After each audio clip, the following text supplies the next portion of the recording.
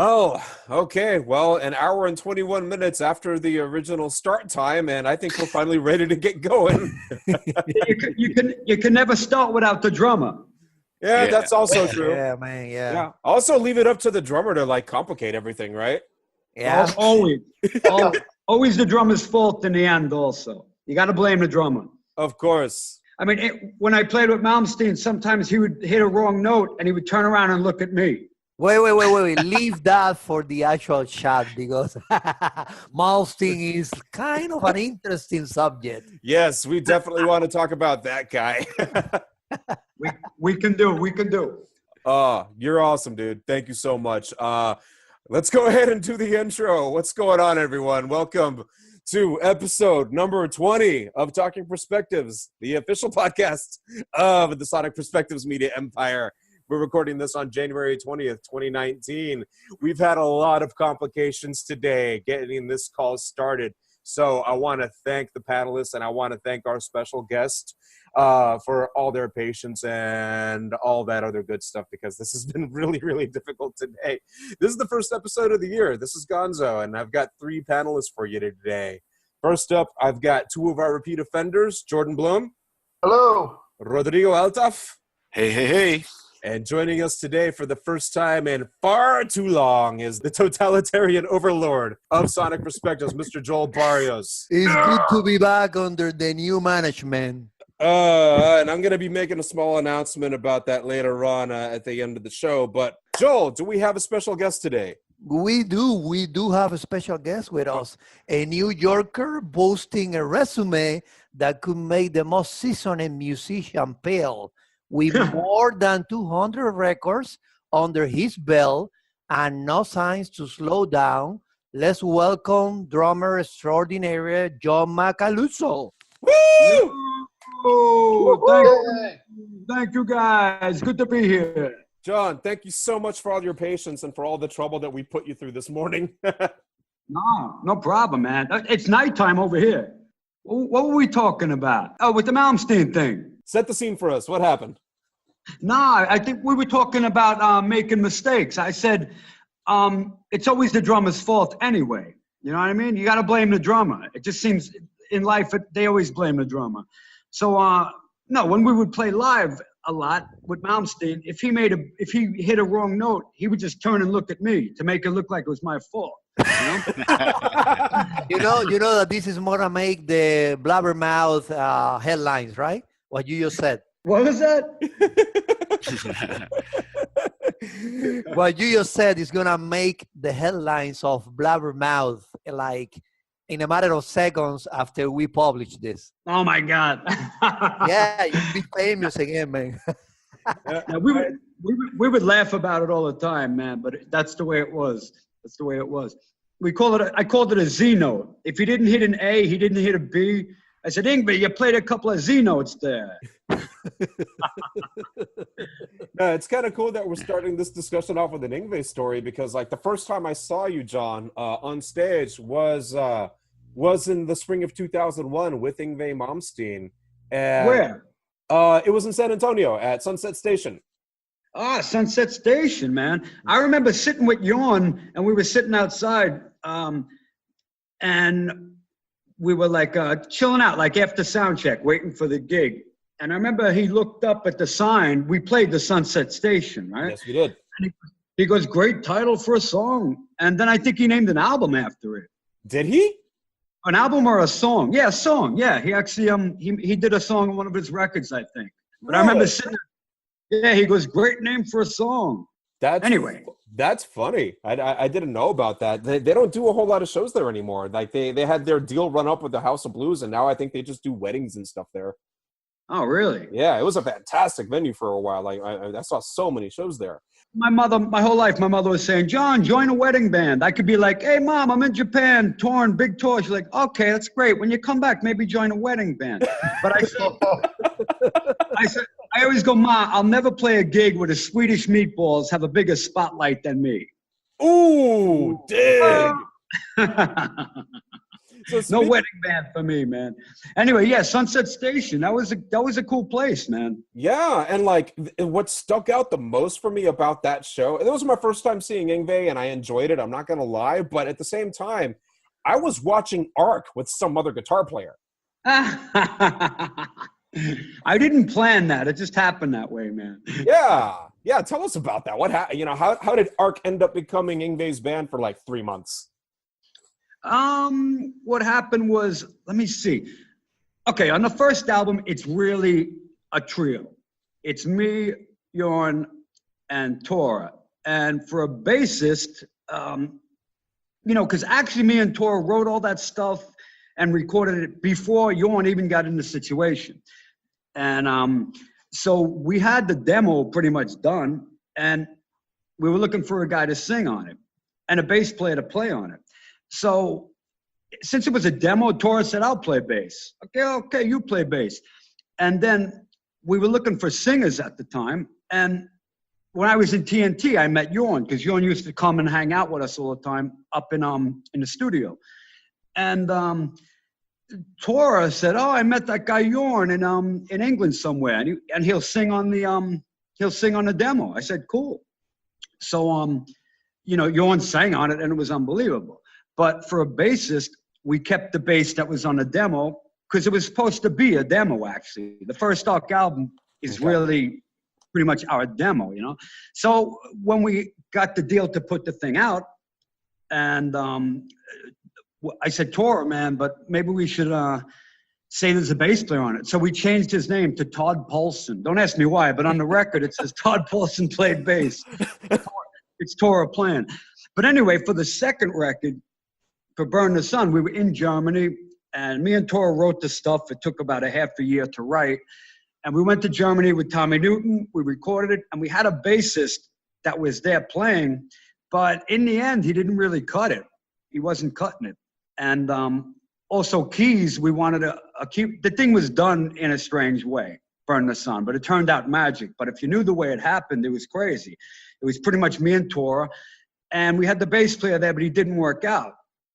And then we didn't have the keyboard player yet. And studio time is limited, and time was running out. We said, Jørn's going to come in soon. We got to get all the music done. So I said, wait a minute, man.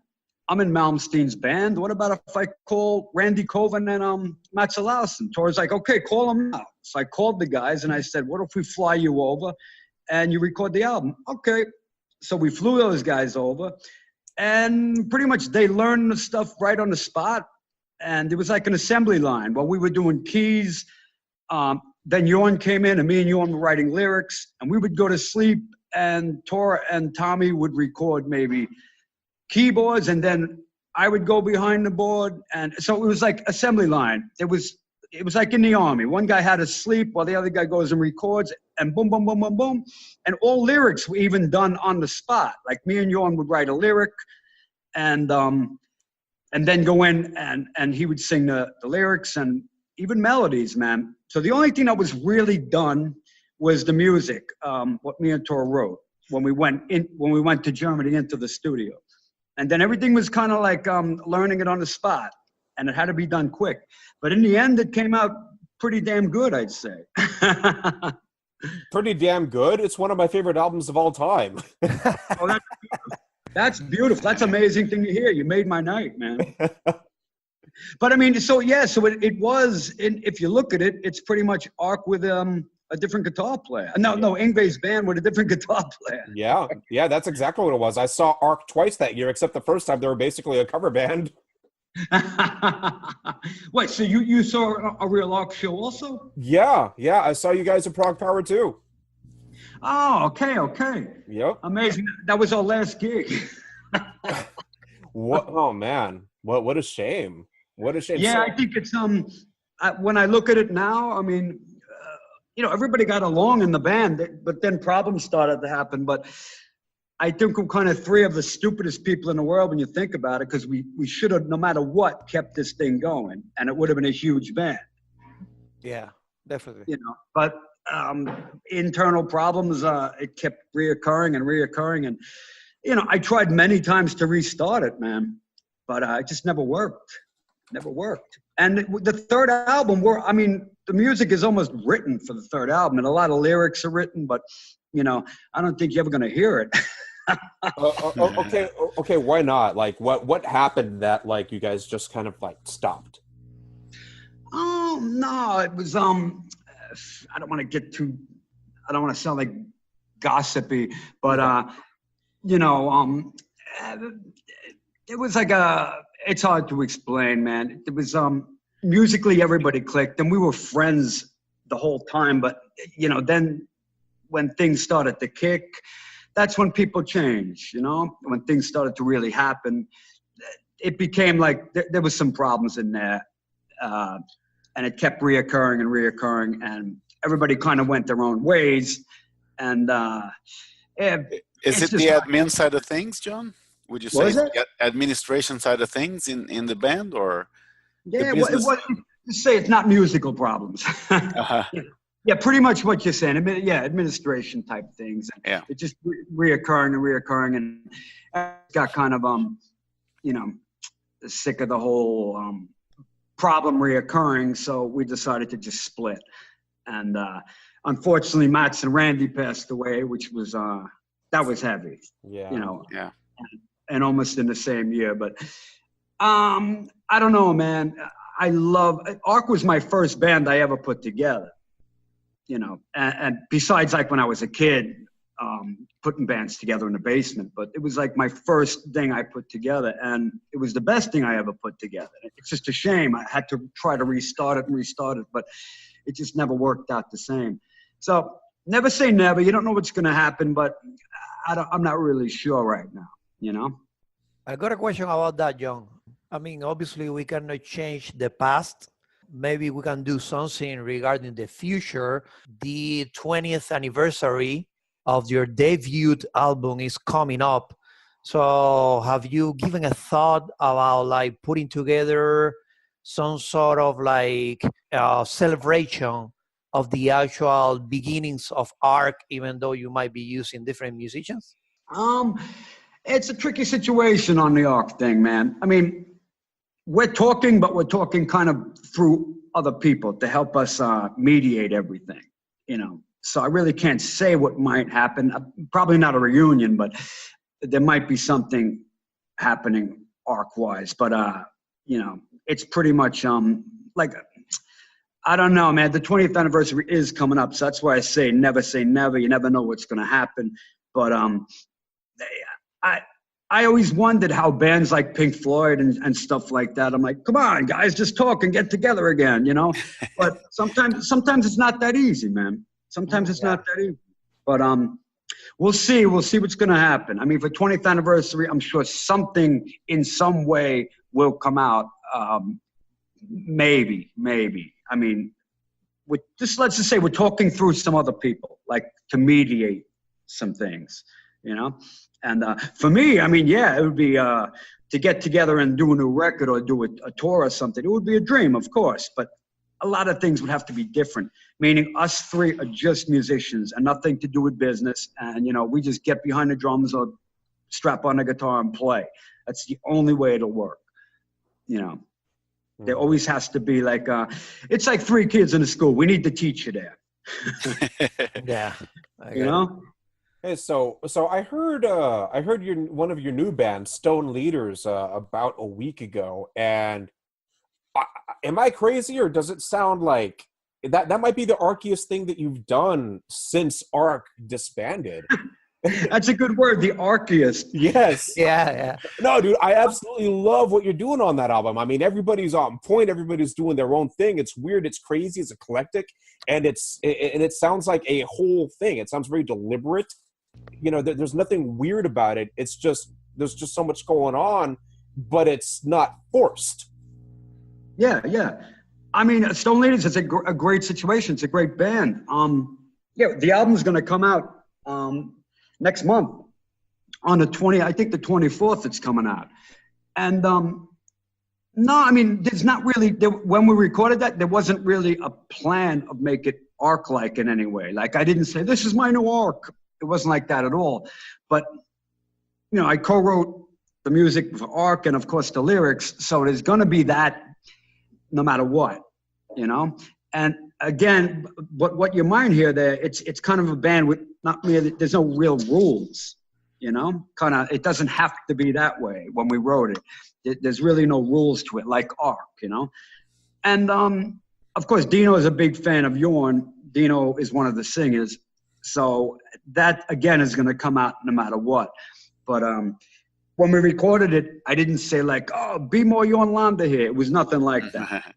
It just kind of happened that way. And it's kind of cool, man. I mean, it's got touches of it. I think the Ark fans will really dig it. I think so, but too. Yeah.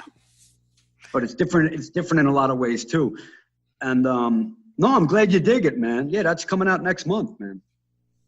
How do you find the musicians? I mean, Ivan, Marco, Dino, I mean, they're not well-known names. So how do you come across to them? Let's see, I came over to do I was doing a clinic tour, actually, a drum clinic tour. And I went to Croatia, I went to Zagreb. And my friend Mysteria booked me a clinic in a place called, it was like the Academy or something there. He does solo albums, Mysteria, and then he's got this Vivaldi project now. Oh, okay. So, okay, got it. Yeah, so he hooked me up with a clinic and he said, bro, we're going to jam some stuff together. That's the way And yeah, man, so I said, I need some musicians to play with, you know? It'll be cool to do a couple of tracks.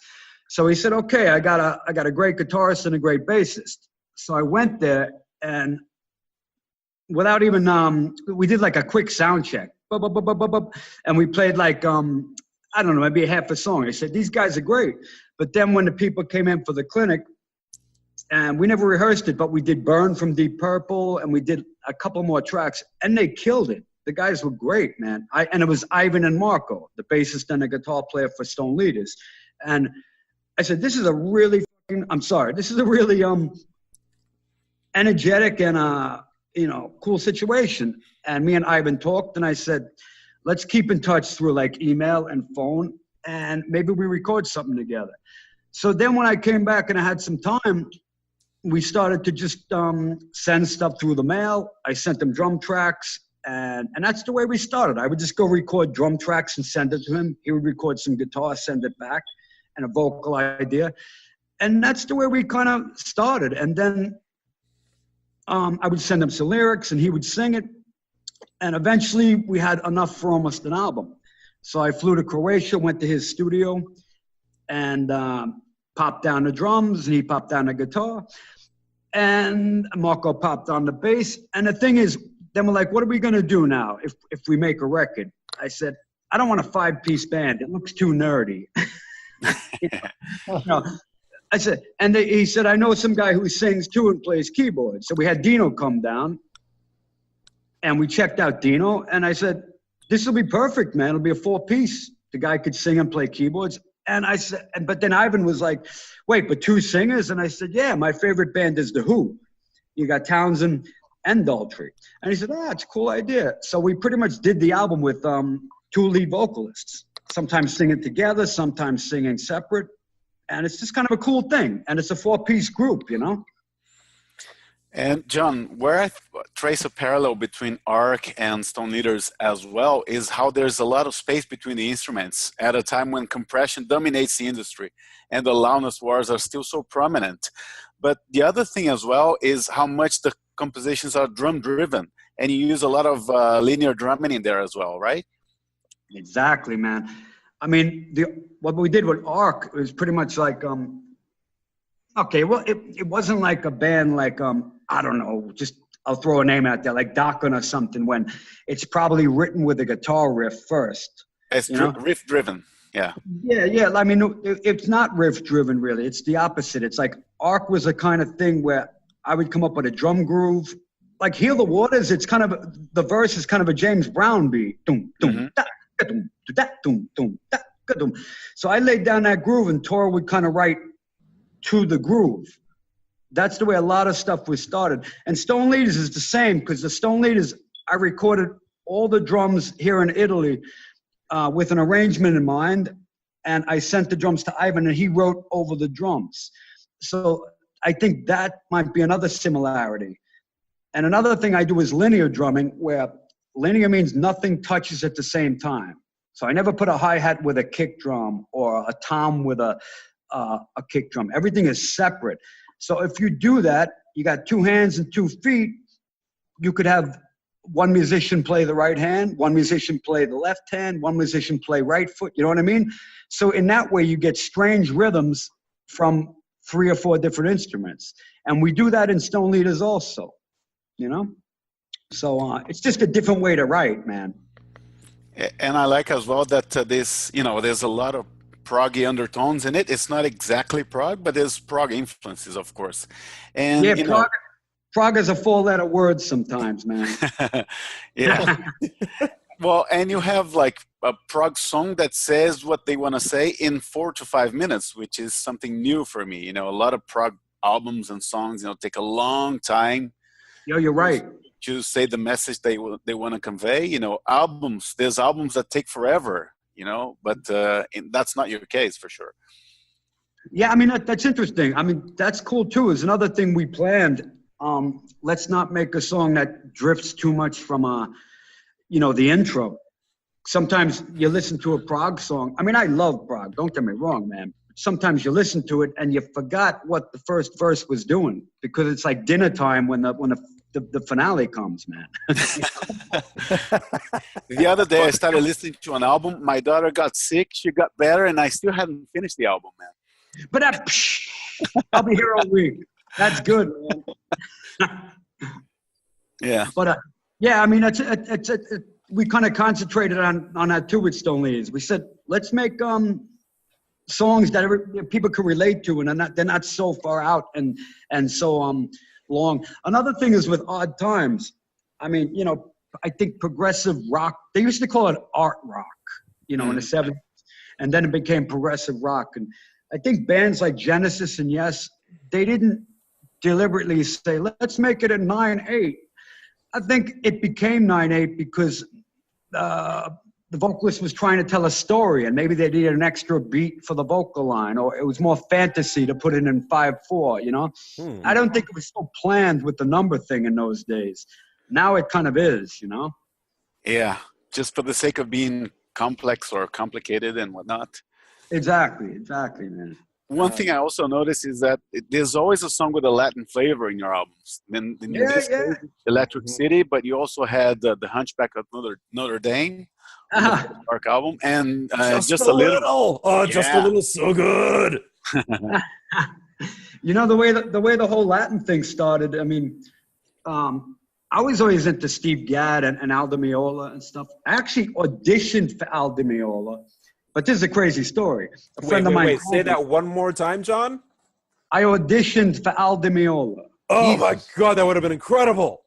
Yeah, but it was at a dinner table in an Italian restaurant.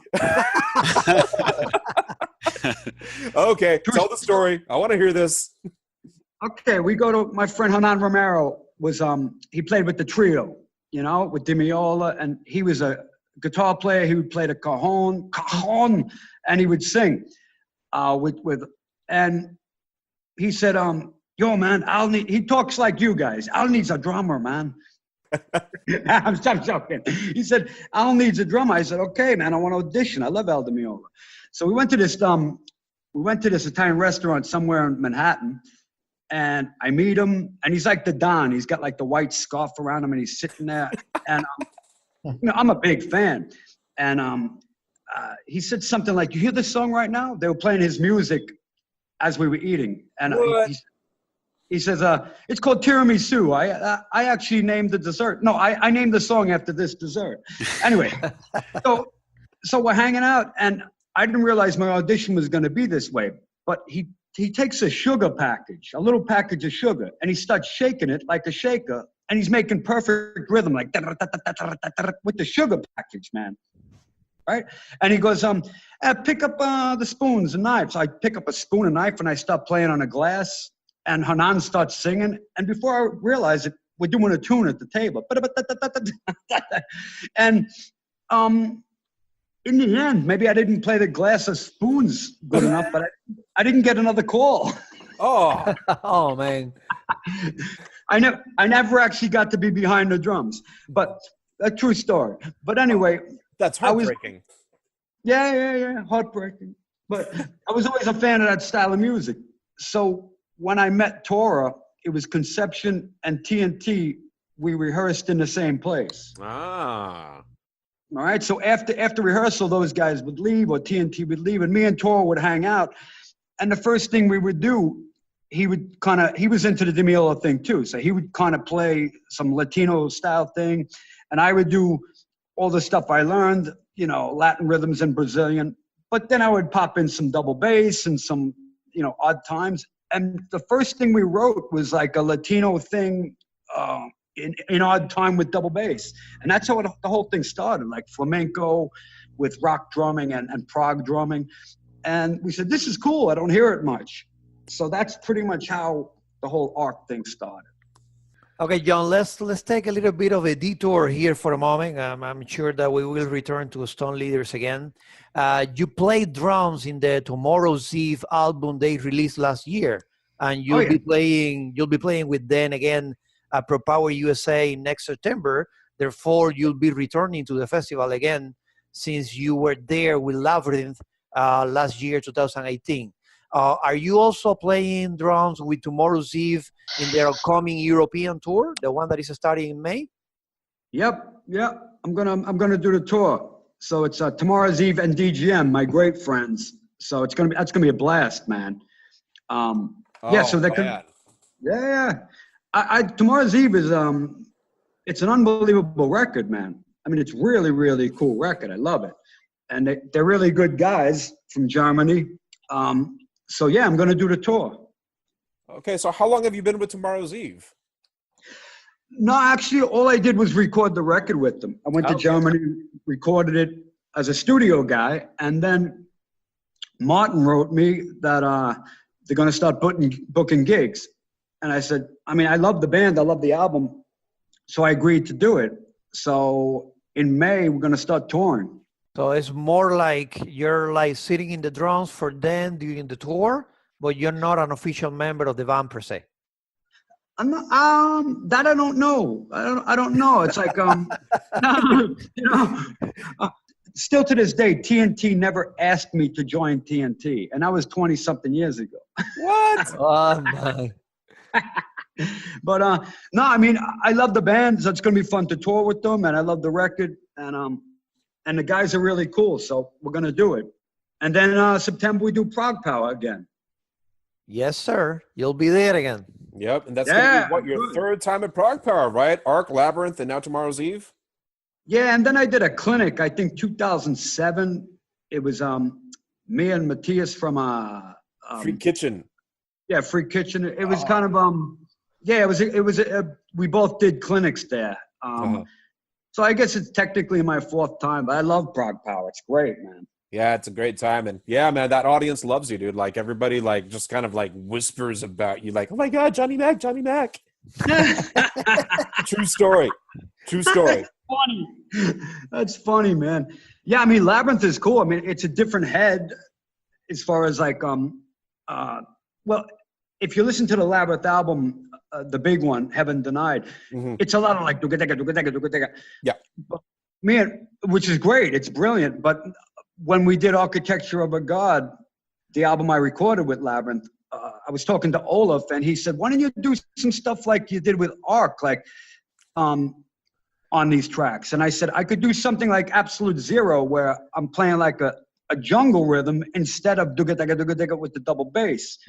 And we did some on the Architecture of a God album, like Take on My Legacy. I did kind of like this jungle drum and bass rhythms, which is still 16th notes, but Olaf did kind of power metal guitar on top. So if you listen to the album, we did some kind of make it a little different, so it's more modern day, you know? Yeah, like, and I think that it works out a lot better than the first time that they tried stepping away from the whole power metal thing. Because like when Olaf left, they kind of went a different direction, and like it didn't really work so well. And then when he came back, they did the straight power metal thing, and they were excellent again. And with you getting behind the drums now, it's like they're able to like start exploring different genres and start doing different things, and it works now. It finally sounds deliberate, and it sounds great now. I love what you did on Architecture. Thank you. I love the album, man. I mean, the title track is incredible, Architecture for God. You know, it's and they're such cool people. Labyrinth is one of those bands, man. When we get together, it's like I know them for 20 years. They're great people. They're funny. There's no bullshit, and they play amazing, man. I'm really happy with that, man. So, yeah, we're actually touring next month. We're going to tour. I mean, we're going to do 3 gigs in Japan next month. Oh, cool. Yeah. It's funny. It's called the Italian Melodic Fest, and it's in Japan, Tokyo, Nagoya, and Osaka. So I hope they have cannolis. By the way, John, I have a friend from Croatia. You nailed that accent. I wanted to tell you that. Hey, so Jordan's, he's got a question for you. He's been trying to like sneak his way in, so I'm going to go ahead and throw him in there. Jordan, what you got? Not so much a question, but a comment. You guys were talking about Stone Leaders and Arc before, and sort of the compare and contrast. And I just took some notes comparing them. And to me, Stone Leaders seems a little more eclectic, eclectic, flamboyant in terms of instrumentation. I guess vocally, not as operatic. For example, like Ignited has interesting percussion timbres, and it's very tasteful. So that's what in terms of like the comparison between the two, that's sort of what I noticed. Thank you, man. Yeah. Thank you. Actually, Ignited is written for Randy Colvin. It's the only. I'm not trying to get sappy, but the lyrics are about Randy, who was my best buddy that passed away. You know, the bass player of Arc, and so the lyrics of Ignited are written for Randy, pretty much. It's about like, you know, that thing, and I mean. Yeah, I mean, it's the music is very different from Arc, like musically, you know. But of course, there's touches that are similar, you know. Mm-hmm. But you dig the record, man? You like the record? Oh yeah, I was really impressed with it. Are you gonna take Stone Leaders on the road? That I don't know, man. Today it's difficult to take anybody on the road. You know, it's a different world, man. We have no plans right now. We're gonna put the album out. And see what happens with everything. But yeah, I'm not really sure about that. Okay, John, let's take another detour. You have another band that you're involved with, Tripsonic Order. Tell us a little bit about them. Oh, Tripsonic. Well, we finished the record, and it's something I call soul prog. It's kind of like progressive drumming, but heavy. I mean, some of the drumming is more like a Meshuggah thing. You know, there's polyrhythms, and there's a straightness to it, like Thomas Harkey does. There's always something in 4, but then underneath it could be 9/8 or whatever, you know. Tripsonic is kind of a lot of rhythms like that.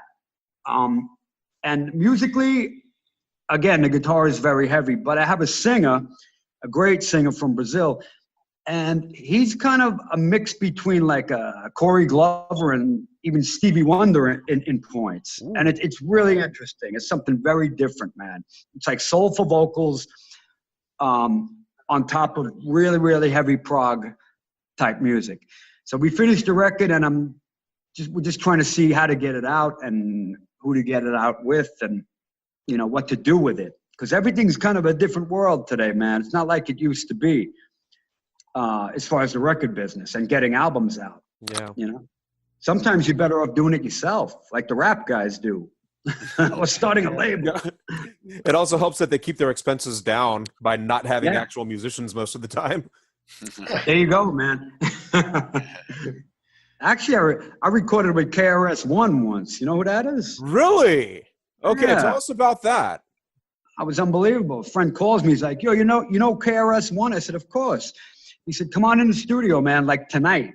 I'm like, "Oh man, I'm teaching. I got to cancel some of my students and stuff." So I just called immediately, and guys, don't come in. And in New York City, I went to a big studio, and there he was, man. I met him, and he was super cool, super professional and funny, man. And he goes, "Okay, go set up the kit." And I set up the kit, and it was like, you know, snare drum, tom, floor tom, bass drum. And he goes, right away, take that thing away. I go, what thing? The thing on top, the tom, take it out. Okay, no tom. And then he's looking at the kit. He's like, take that other one away. So we took the floor tom away. So I got a kick snare and a hi-hat and cymbal. And he goes, play me a groove. So we start playing grooves. And he goes, that's real cool. That's real cool. But don't play the bass drum. What? Yeah, don't play the bass drum. So I'm playing hi-hat and snare. And he starts recording. He goes, later on, I'm gonna put in the kick drum. And I understood what he wanted to do. So actually a lot of the things we did were recorded just hat and snare. As a drummer, sometimes that's not easy if you want to really lock into a groove. Because you can't smack your foot down on the floor because it's gonna be heard in the recording, you know? So I actually took my shoe off and I did it with my socks and nobody heard anything. So we recorded it. It's hat, snare, and later on he put in all the percussion and stuff. And it came out pretty cool, man. Oh, what song is that? I think it was for his wife or something. I think they were doing like some thing together a long time ago. I ended up doing like 3 tracks. I don't know which one was released or which ones were released, but just the experience of working him was cool because I mean, it's completely different than coming in and guys like, oh, give me a double bass pattern. It was like the opposite. And you know what I learned with these dudes? It's interesting. The drum fill for like a hip hop or rap dude is don't play anything. Take the break. That's the fill. So it's a different head, man. If you bring that into rock or prog, it's something original. Silence is the fill, man.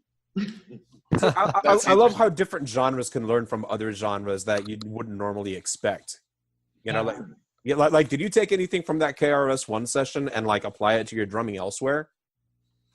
I did. My wife is she put together a record. She's an amazing singer and songwriter. And I'm not saying that because she's my wife. She's really, really, really good, man. You'll be in trouble if you don't say that, John. Just be honest. Be honest.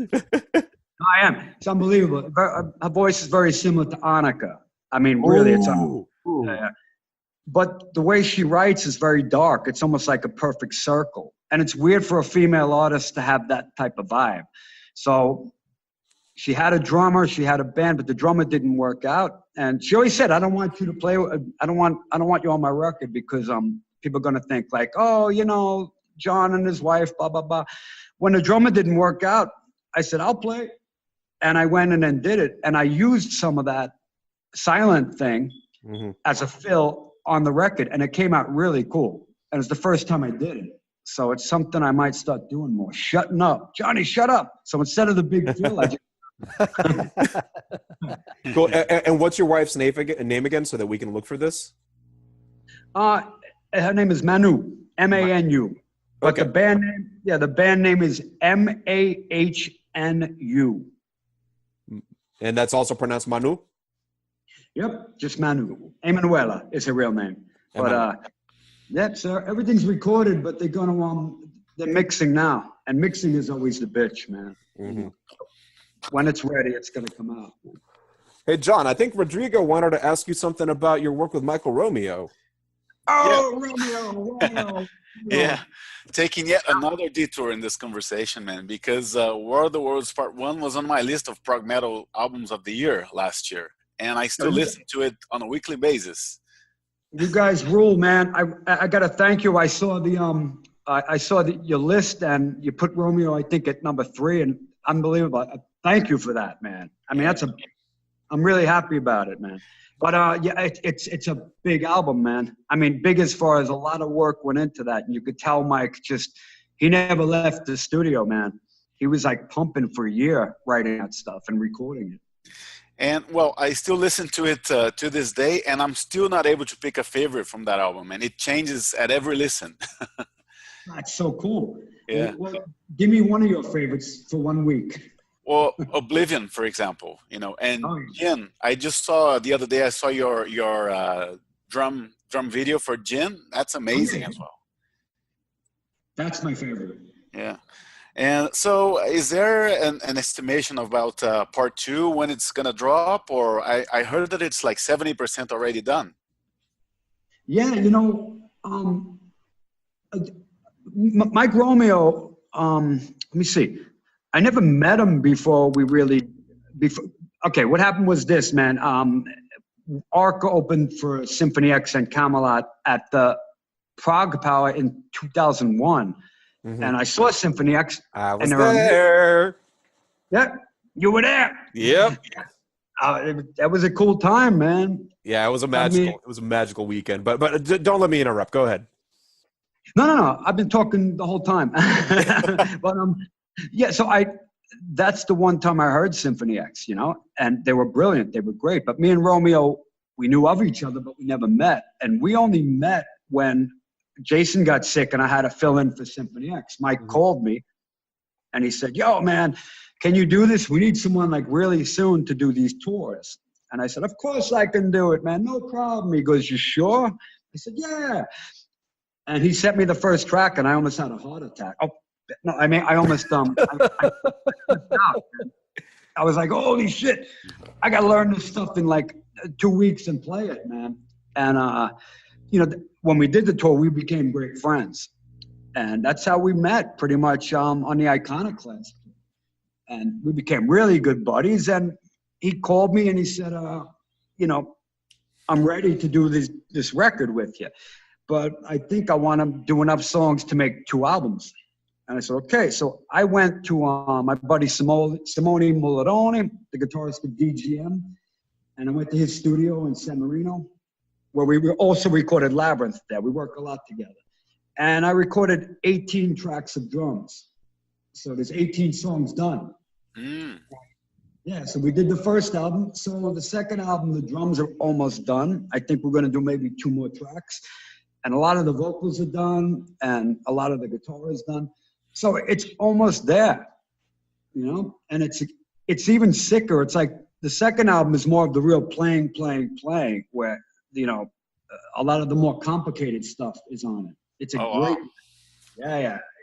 So I'm hoping it comes out as soon as possible. I don't know what the plan is yet, but. Yeah. And well, it's a shame that a tour never materialized for solo Romeo, right? Is that still in the cards, or? We didn't have enough songs. That's true. No, I mean, we talk about it. You don't know what's going to happen, but like I say, the world is different these days. Touring, it's tough to book a real tour, you know. Yeah. But I really hope it happens. To me, that'd be one of my dreams, because me and Mike are great buddies, and I love that record, man. And I think, he wanted a real orchestra there on stage, right? So that's, makes it even more difficult, I guess. Yeah, he doesn't want to half-ass anything. Yeah. He said, "I don't want the 4 of us schlepping around on stage up there. I want to make it real. I don't want to play the tracks all the time. I don't want to play the tracks and stuff. If we do it, he wants, I don't know about a whole orchestra. I know he wants that, but maybe if it's even 3 or 4 people up there with us. Like, he really wants to do it for real. He doesn't want to have the 4 of us and there's a big gigantic orchestra behind, because then I think he thinks it looks cheap. And it might. But it'll kick ass no matter what, man. Yeah. He's the best, man. Yeah. Hey, John, let's talk about something else now. Probably not everyone is familiar with this. You did a solo album, John Macaluso and Union Radio. I mean, it's kind of a drummer solo album, but it is also the songwriting, the sound, the production, the melodies. Everything is on point, outstanding, and the album has a very dark vibe, but at the same time, I would say that it's sort of uplifting as well. What are your memories, and did you try to convey a message with that album? How did you decide to go and do your own solo thing in that vein? Well, thanks, man. First I got to tell you a question. When is it time for the band to break up? When the drummer says, "Guys, I wrote some tunes." Tell that to Neil Peart.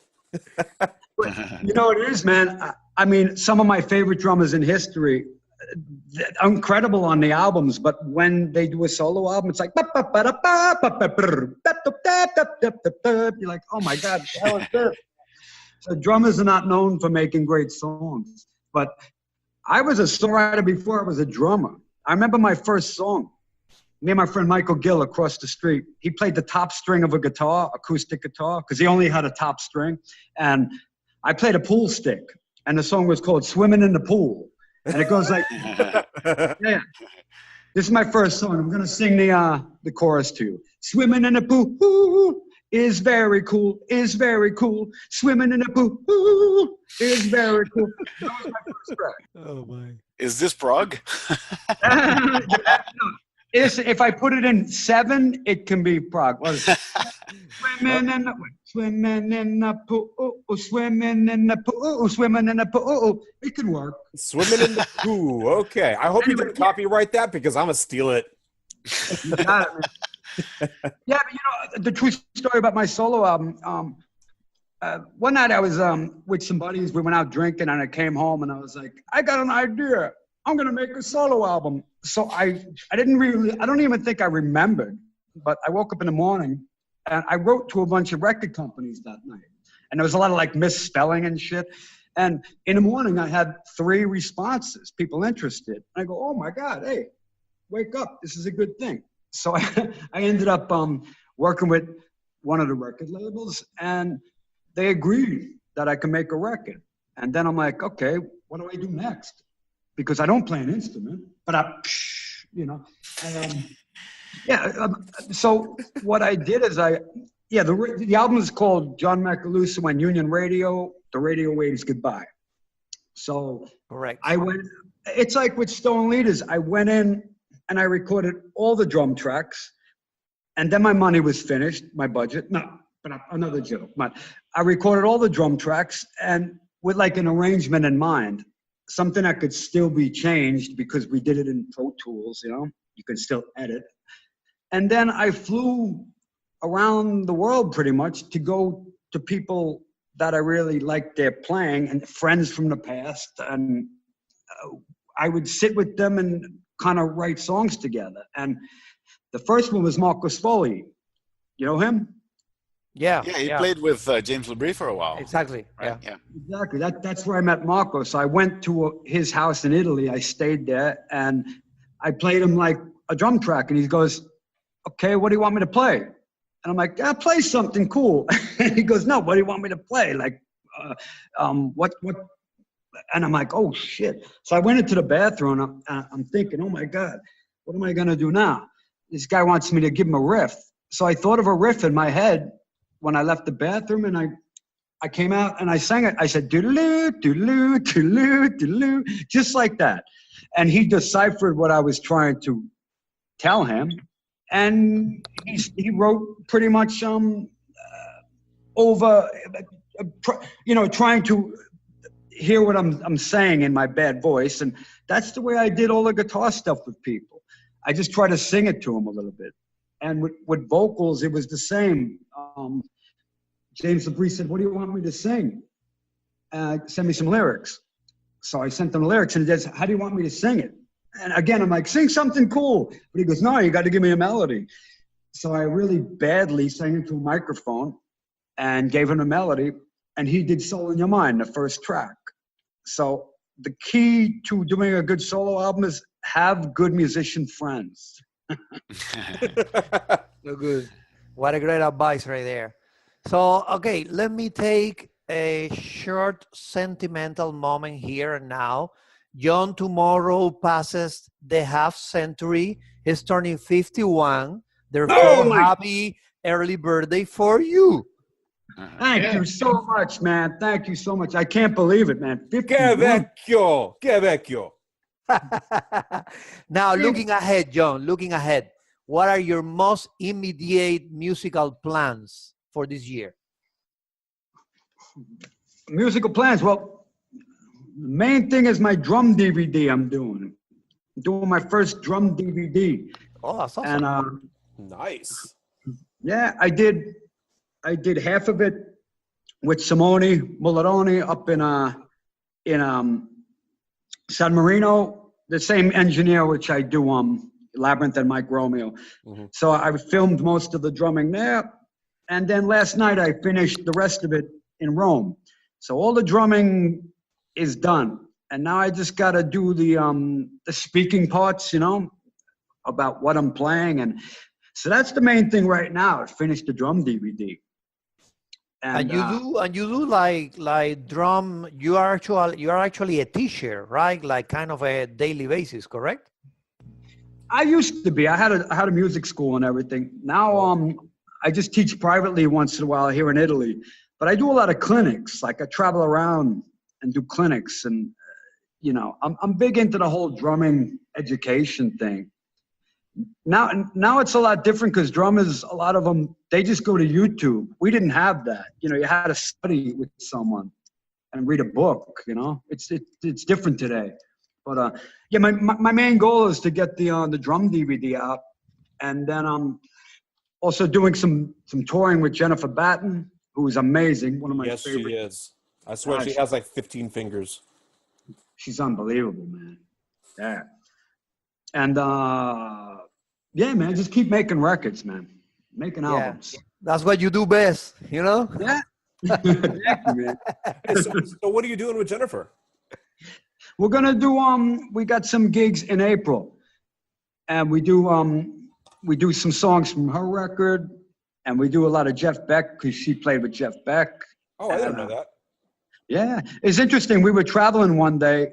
We toured together like I think 3 years ago.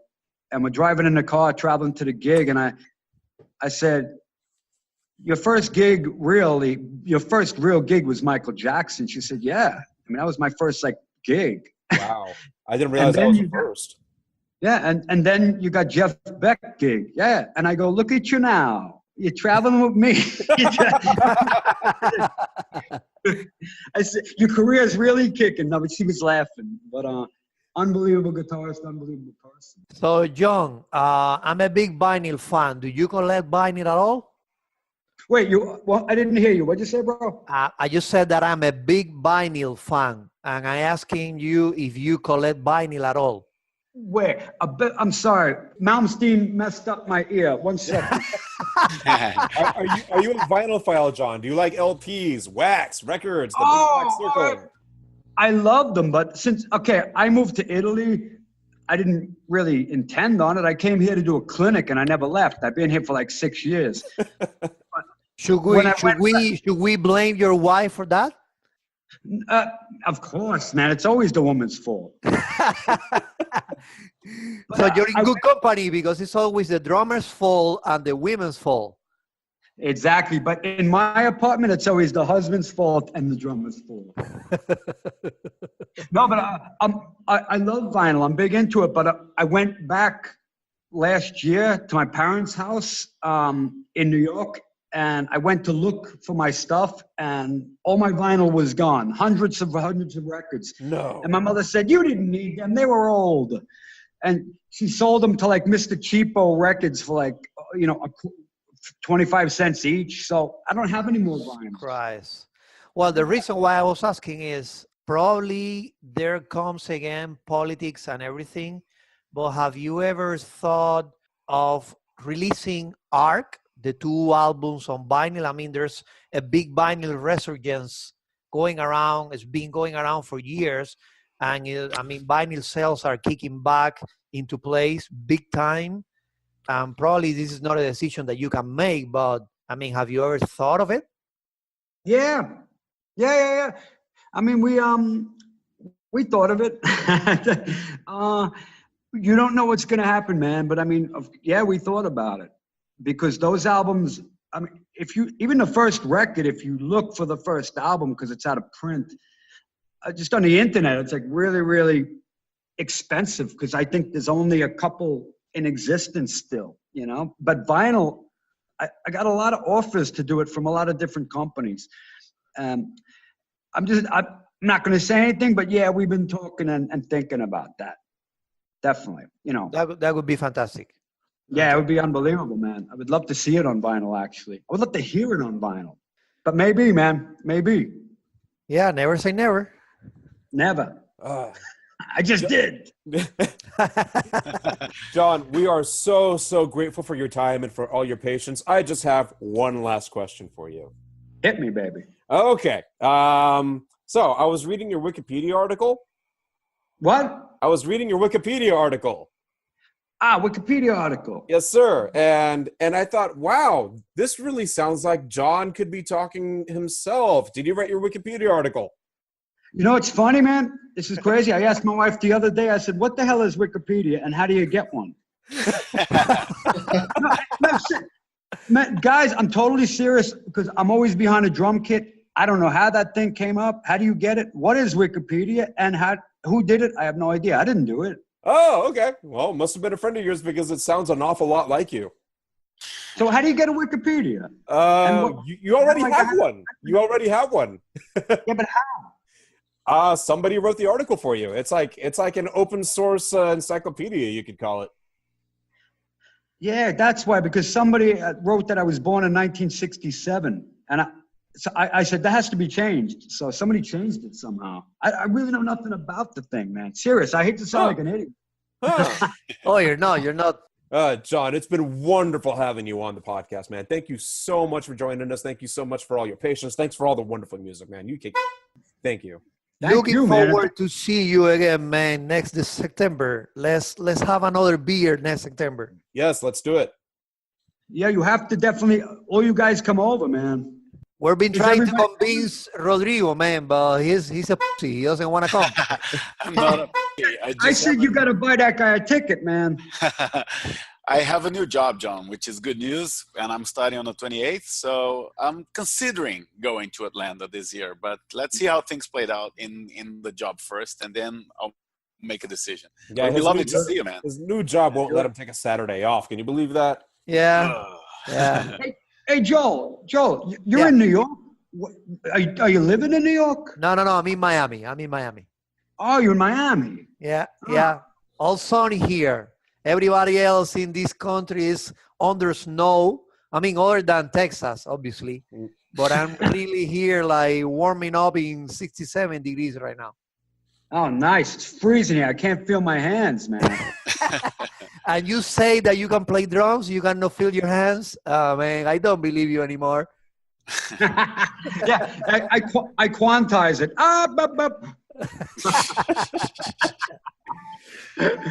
Well, when all those fellas, you always have sugar packets, right? Yeah, you got it, man. That was actually brilliant. I wish I had that on film, man.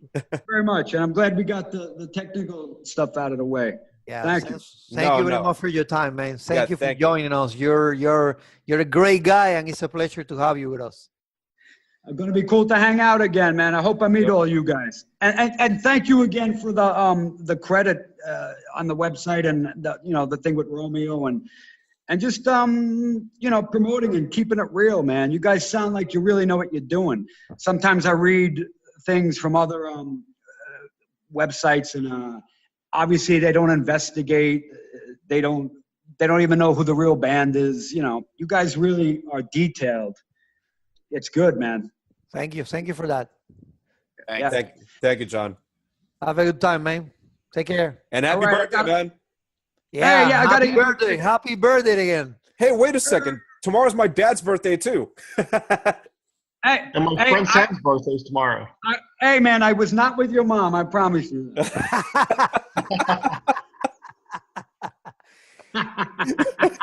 Yeah, if you did, he would play drums, and he doesn't. So it's all good. All right, guys. Thanks. I'll talk to you. All right, man. Have a good night. Bye-bye. Have a good night. There she is. John Macaluso. Metal. That's a scratchy one. Next time I'll give you a good one, I promise. All right, we're gonna hold you to that, man. The courtyard at the Artmore. I'm not gonna let you forget.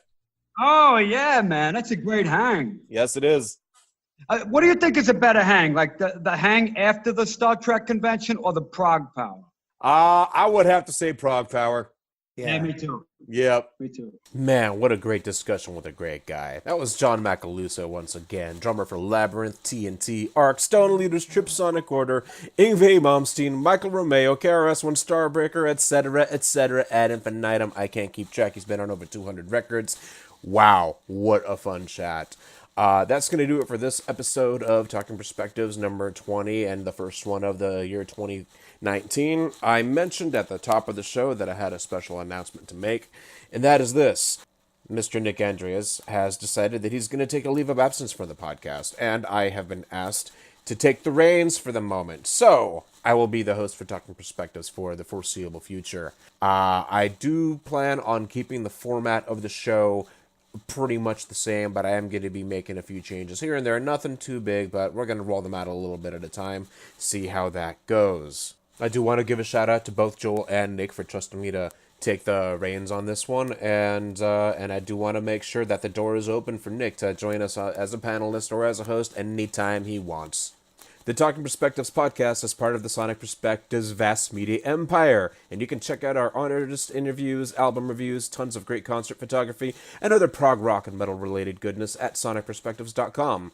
Remember to subscribe to us on Stitcher, Apple, and Google Play if you want to get notified of all our audio content, like those artist interviews, our concert chats, live perspectives, as well as every time Talking Perspectives drops a new episode. You can also like, follow, and stalk us on Facebook, Twitter, and YouTube. Just search for Sonic Perspectives. Special shout out to Joel Barrios, the totalitarian overlord of Sonic Perspectives, and to Nick, who got this podcast off the ground. This is Gonzo once again, and barring catastrophe or inconvenience, we will catch you very soon.